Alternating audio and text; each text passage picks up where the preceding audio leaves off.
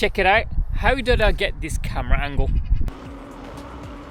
Ah, look at the lakes!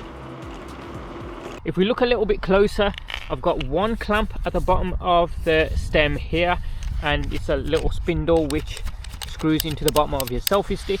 The second clamp here is underneath the seat, and you can see the clamp goes sideways here. I'll leave a link to all this down in the description box below, and I got this from AliExpress, I think it was.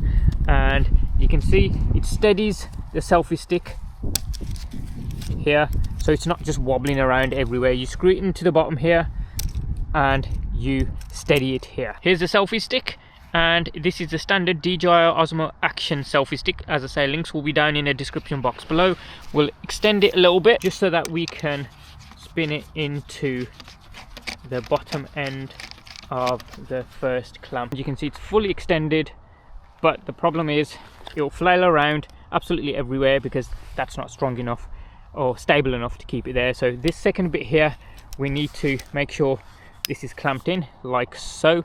That's not going anywhere. I've already tightened up these hex keys here, and at the bottom you can just swivel that around as well. You've got like a thumb twist that you can do there, but that's steady, that's not going absolutely anywhere.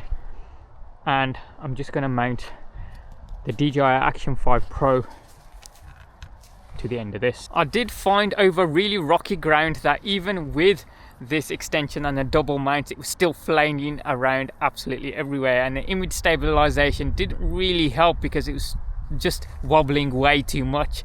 So you will get better footage on tarmated road or tarmated areas, but that's how easily I got that shot. Thanks for watching. Peace.